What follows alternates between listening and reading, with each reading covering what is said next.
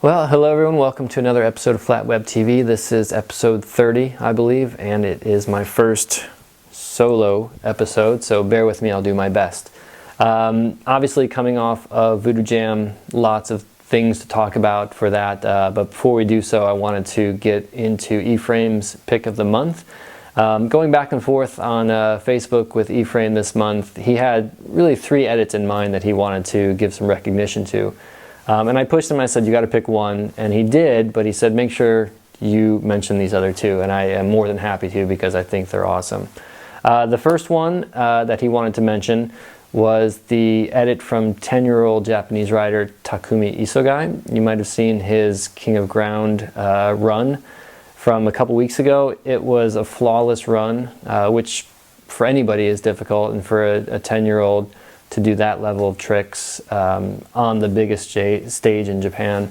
You know, big credit goes out to him. It's a great run. It kind of makes you feel good. All these edits actually that Effraim picked make you feel good, and that's one of the key criteria for getting, you know, such a good response on your edit. Speaking of a good response, I'm sure you've seen the second one that Effraim wanted to mention. Tim Knoll and his recent edit, it's well over 4.5 million views at this point. I think it was posted on Reddit and Huffington Post and the front page of YouTube. 4.5 million views, more probably now. You can't go wrong. Just an inspiring mix of flat and street and gymnastics, completely original. You've never seen anybody do that stuff. And you'll see some highlights later on. He was at Voodoo Jam, and you know, just a cool guy, and very, very cool to see that type of riding. But finally, when pushed against the wall, Effraim did choose his edit of the month, and it is from Valdemir Fatkin. Aside from the riding, which we'll talk about in a second, the camera work and the editing are just fantastic, and that's credit to Valdemir and Stefan Cornely, who have been putting out just quality edits. And this one, this edit is actually a series. I think it's part 1 and part 2, and I think part 3 will be coming out soon. So very likely could be talking about this again next month. But the riding in it is quality. It's aggressive, it's powerful. It looks like he's having fun, and that's something Effraim mentioned in particular. It had that personality to it, and most importantly, Effraim said it made him want to go out and ride afterwards, which is, you know, that's a big checkbox. If you have an edit and it makes someone want to go ride, then I think job done. And certainly a job done for Valdemir. Just a great edit. I am really looking forward to the next installment. They did mention they got some good clips while they were traveling in the US. After our trip, we will put online my last part of Razzia part, and then we start some new projects with video. So stay on the lookout for his next edit. Now back to some Voodoo Jam thoughts, clips, random stuff. The contest has been documented. Go to Flatmatters. Go to Flatmatters and search Voodoo Jam, and you'll get just about everything you need. Great story, great photos. Rob Possible is putting out amazing edits. Jim McCabe filmed a ton, so you know, that aspect of it is taken care of. I think what I will do is just throw this montage together of some random stuff that I witnessed over the weekend. I realize that if you're at a contest, you should bring your bike or your camera, but if you try to do both, you're probably not going to do very well. So that's 6th place in the vet class for me, and you know, some decent footage. But anyway, it was great. Check out everybody else's edits; they're amazing. Before this montage starts, I do want to just give a big shout out to Scott O'Brien, Terry Adams, and all the people behind the scenes that helped put Voodoo Jam on. What can I say? The best contest I've ever been to. Top notch. The Prejam was organized. The day of the contest was organized. Scott is emceeing all day. By the end of the night, you know, you can tell he'd been working hard all day, but he had as much energy at the end as at the beginning. So big shout out to him and to Terry for doing this. Just take a look at some of this random stuff that I'm going to show you now. It's really completely out of order, but I don't know how it's best to distill it all into one episode.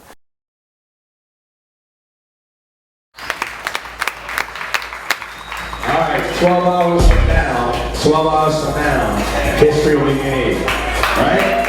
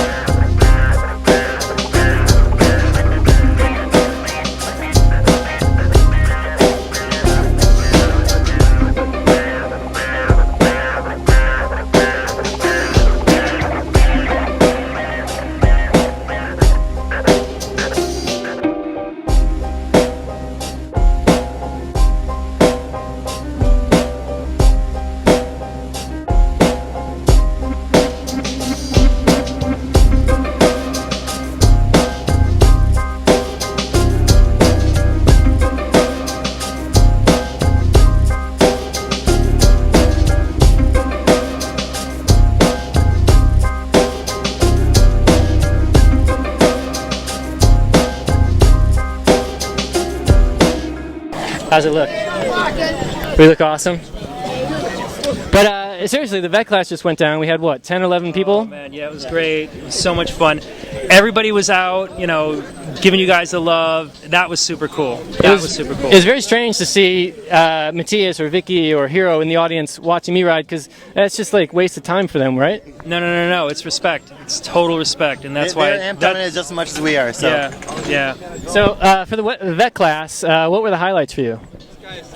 Charlie with the bird. Yeah. Dude rode with a bird. I think On he his did like, shoulder. what did he do, like tail whip to infinity roll or something, wheelie in a and stuff, wheelie like, yeah. with a bird.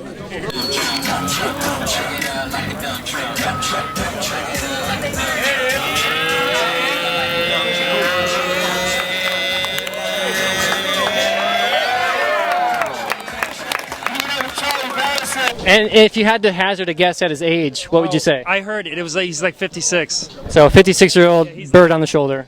Uppercase vet. So that was a highlight, but also the winner, obviously. He got second in Texas, first here at the Voodoo Jam. I'm sorry, I gotta tell you. Prelex Invitational. Prelex Invitational. I gotta tell you something about Jeremy Jones. We were sitting over there, and he looks at me, gets all concerned, he goes, I'm not gonna do good. I got a feeling I'm not gonna do good. I look at him like, come on, man. I'm like, I know. I'm like, come on, bring it. So, you know, he focused and he brought it, and he killed it when he got out. He was a different rider when he got out there. So to wrap this up, the big day is tomorrow. the expert class, AM class, whatever you call it, and the pro class, 25 riders, 45 riders. Let's just go out there, put it on the line, predictions. I can't. Oh, dude, you did it. All right. You just cannot. There's this, almost every name on the list for both expert and pro have that ability to hold it together and do well. So it's just impossible to give any predictions, even not even podium, but even qualifying. Like, I'm looking to go through the list and I don't know what's going to happen tomorrow. It's going to be a good show. Uchi. Oh, he said it. I mean, everybody you ask. He said it. Everybody you ask at Voodoo, I'm not going to make any calls. I'm going to make any calls. I'm going to make a call. Just to make a call, I'm calling Uchi. I told Matt St. G earlier today I'm going to go out on a big limb here and say a Japanese rider. That's not. And by limb you mean A safe 4x4. We're here with Tim Knoll out of Milwaukee, Wisconsin. You might recognize this guy from places like the Huffington Post, or where else has your video been posted? I mean, it's all over. Right? Where it hasn't been posted, it might be easier. No, I don't know, man. Like, the most surprising ones to think of, like, yeah, Huffington Post, like, having to come from, like, a legitimate news outlet. That was really surprising to me. I don't know. But, like, it made the front page of YouTube, which I had not expected at all. You know what I mean? Like, I was, like, really blown away by that. Number one on Reddit for, like, a little bit, just for, like, a brief window. So that was, like, I don't know, man. That was... It's got to make you pretty proud. Incredibly, yeah. Like, just adulation. It's pretty gnarly. I mean, I'm proud. I'm very, very proud. So the reason why we're seeing this on Reddit and Huffington Post and the front page of YouTube is because it's packed full of tricks that you wouldn't normally see. It's not an edit that you can say, I know what he's going to do. So all of these tricks have a unique twist. They're all hard, incredibly hard. Where do you come up with the ideas for all of these tricks? It's hard to say, like, specifically where I come up with ideas and stuff. I have that gymnastics background, so I almost think of it. I cannot, like, separate myself. I kind of, like, think in those, like, terms. Even, like, when I was young, when I first started riding flatline, I felt like, how cool would it be someone who did a bar ride and, like, did a backflip off and, like, landed back on the bucket. You know what I mean? So, like, I had this mindset of, like, you know, all this potential of stuff, like, that could be done with it. But it wasn't until... I don't know, it's 2008, so kind of like when I started breaking off in the street and like really, I should take it back, 2008 started like, doing a lot, like really just full on embracing the whole gymnastics side of it, like learning like those skura front flips off the bike and like really, because I have that ability, so, and I'm not the kind of guy that's like able to do time machines or backpackers and stuff, like there's certain tricks I can't do, so like, I mean, you know what I mean, so it's almost like, okay, that's easy enough to ride my bike and just whip a gymnastics flip out of it, but you know, stuff like that. It's just the video's no joke. We're approaching 2 million views. Huffington Post. It's like 2.8 million before I left the house. So even today. It blows my mind, man. So Huffington Post, Reddit, YouTube. I mean, it's been featured pretty much everywhere. Is there a next one? Do you think? Yeah. I'm anticipating a next one. The question is if I can hold it at this bar. I mean, I could maybe, you know, you can always expect maybe like a very sensational, like, I mean, for all places, like, I mean, it kind of like went viral, and like, I mean, how many times people, it might be like a once in a lifetime thing where it goes viral, but yeah, I definitely have like video ideas in my mind. I'm, you know, over 28 years old now. It's probably, you don't really want to be like throwing like backflips off the back pegs with, you know, being like that old. It's just, I don't want to risk it. I got like a job I'm working, and I don't, you know, it's just not, it's not worth it. So I don't know how daring I'll be with the next one. I do plan to do some acrobatic stuff, but I also want to delve more into like the crossover street flatland area, doing like a lot more kind of technically infused riding, just freestyle. Just want to ride freestyle. It's just, which is what I've been doing, I guess. But well, no matter what, I think it will be unique. If you haven't seen the video, and I can't, if we're at 2.8 million, then that's pretty much everybody. Nobody should have not seen this video by now. I want to get it to 10 million, 15 million. Thank you. Let's keep it going. This guy, thank you for doing it. It's a unique breath of fresh air, and yeah, it was fun to watch. I've watched it 4 or 5 times, so I'm responsible for a few of those. And we look forward to the next one. Everybody, Tim Knoll, Milwaukee, Wisconsin. Yeah, thanks. Much appreciated. Cheers.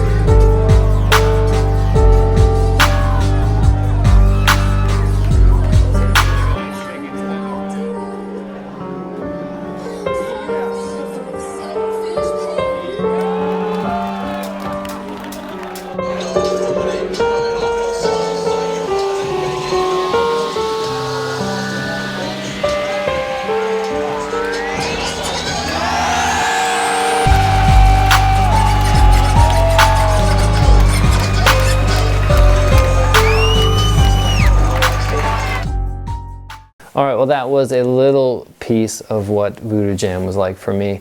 Wanted to say big thank you to Joe Sisman and Prasheel Gopal for helping out with that short segment. Team Prolix was all over. They're fun folk. And of course, again, just a big shout out and thank you to Scott O'Brien, Terry Adams, and all the people who made Voodoo Jam happen. Make your reservations now. You will not regret it. It's well worth whatever you have to do to get there. Until next month, thank you so much for watching, and we will talk to you soon. Cheers.